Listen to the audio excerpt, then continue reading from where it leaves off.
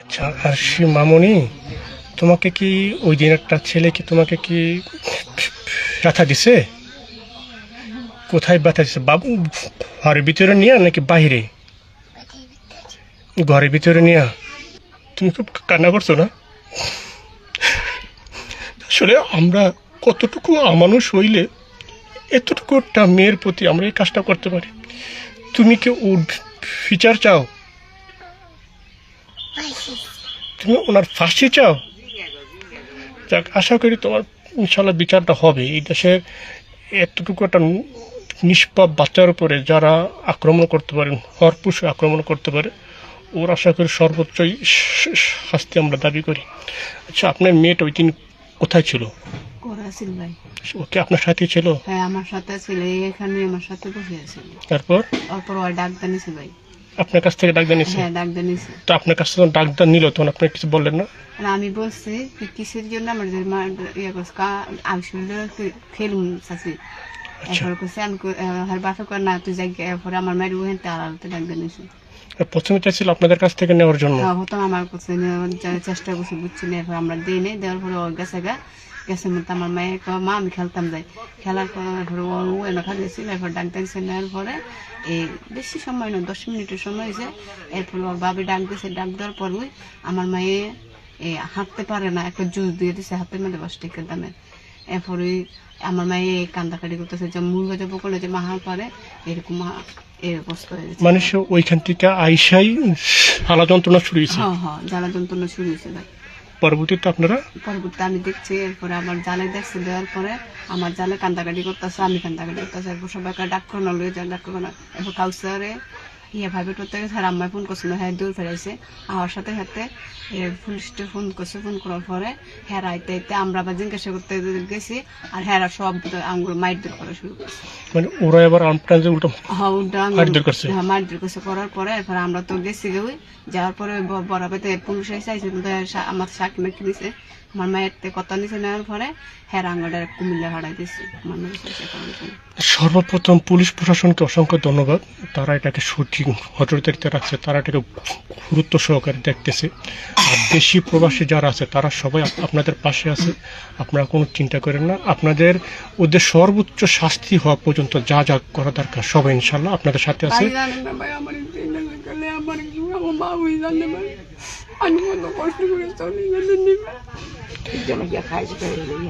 এখন না, আপনাদের সাথে কিন্তু আমি অনেক আগে থেকে আপনাদের সাথে মারিয়া, আমি তো আপনাদের ব্যাপারে জানি। আপনি এই মেয়েগুলো কিনে অনেক কষ্ট। না, আমি আমার জায়গা থেকে হয়তো আগের থেকে চেষ্টা করতাম আপনাকে একটু সহযোগিতা করার জন্য। আপনার এমনিতেও অনটনে থাকেন, এই মেয়েগুলো নিয়ে অনেক কষ্টে থাকেন, অনেক চলাফেরা ইয়ে করেন। আপনার তো বিভিন্ন বাসায় গিয়ে একটু কাজ টাজ করতে হয়, তখন তো মেয়ের একটু এদিক এদিক থাকে। এখন যদি সমাজ যদি এতটুকু মেয়ে যদি নিরাপদ না, বিভিন্ন বাসায় কাজ করার হয়তো একটা যাওয়া লাগে ঠিক, কিন্তু একটা সমাজে যদি 3 বছরের মেয়ে যদি, আপনার মেয়ের বয়স কত? 4 বছর। বরাবর 4 বছর। একটা 4 বছরের মেয়ে যদি এতটুকু নিরাপদ না হয়, সেখানে আমরা সমাজ থেকে কি আশা করতে পারি? তো যাই হোক, আপনি দোয়া করেন, দোয়া রাখেন। আপনার তো হতাশ হইয়েন না, নিরাশ হইয়েন না। সবাই আপনার মেয়ের প্রতি আছে, সবাই আছে, আপনি সবার প্রতি দোয়া রাখেন। আসসালামু আলাইকুম। বিসমিল্লাহির রহমানির রহিম। সম্মানিত ভিউয়ার্স, প্রিয় ইউনিয়নবাসী, প্রিয় গ্রামবাসী, প্রিয় তিতাসবাসী তথা দেশ ও প্রবাসী যে যেখান থেকে আমাকে দেখছেন, সবাইকে জানাচ্ছি আসসালামু আলাইকুম রহমতুল্লাহি ওয়া বারাকাতুহু। আজ আমি একটু ভিডিওর মাধ্যমে সবার সাথে একটু ব্যাপারে শেয়ার করার জন্য ভিডিওতে আসলাম। ভুল ত্রুটি হলে সবাই আমাকে ক্ষমা করবেন। সম্প্রতি আপনারা জানেন, গতকালকে আমাদের শাহপুর গ্রামে উত্তর চকের পাড়া একটি অনাকাঙ্ক্ষিত ঘটনা ঘটেছে। তার প্রেক্ষিতে আমাকে এই ভিডিওতে এসে 2-4টি কথা শেয়ার করব। আমাদের গ্রামের 4 বছরের একটি কন্যা একটি মেয়েকে ধর্ষণের ব্যাপারে ইতিমধ্যে সারা দেশে একটু ফেসবুক মিডিয়াতে পক্ষে বিপক্ষে অনেক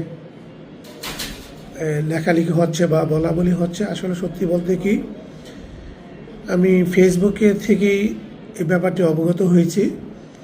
আসলে এখন পর্যন্ত আমাকে এই দর্শনকারীর পক্ষে বা যারা দর্শন করেছে আমি কেউ আমাকে ব্যাপারটি অবগত করেনি, কিন্তু আমি নিজ থেকেই আজকে দুই পক্ষের সাথেই বিশেষ করে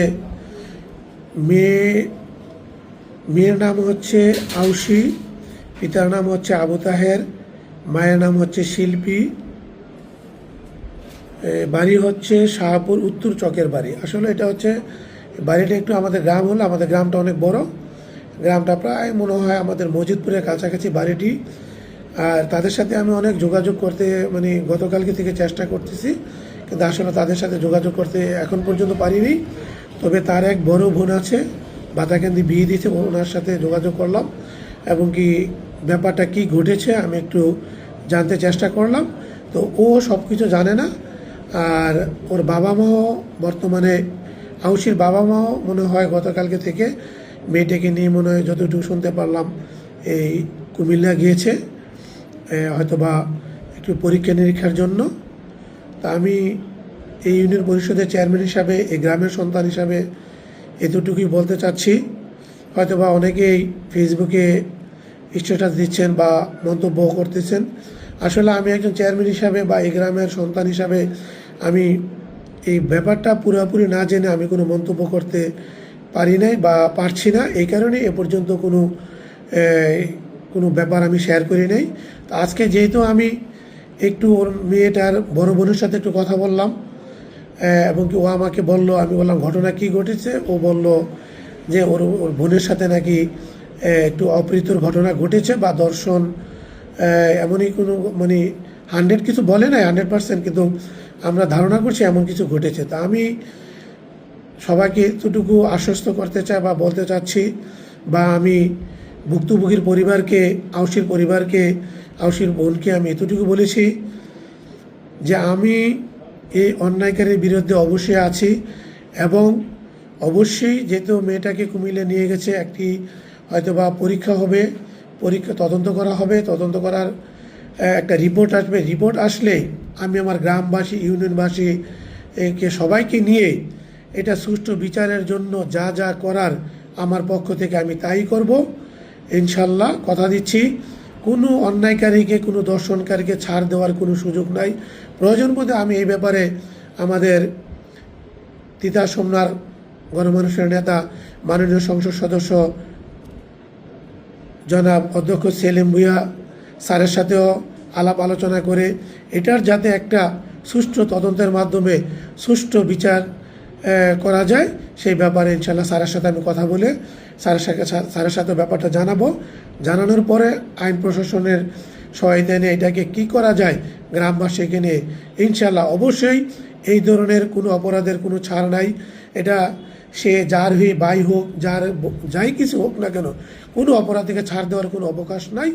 আমি আমার পক্ষ থেকে, আমার ইউনিয়ন পরিষদের পক্ষ থেকে আমি আউশির পরিবারকে এতটুকু আশ্বস্ত করেছি এবং কি আশা করছি ওরা যেহেতু বাড়িতে নাই, আমি ওদের সাথে যোগাযোগ করেছি, ওরা মনে কুমিল্লাতে আছে, কুমিল্লা থেকে আসলে আরও বিস্তারিত জেনে সামনে আমি আপনাদেরকে আবার আপডেট খবর দেব।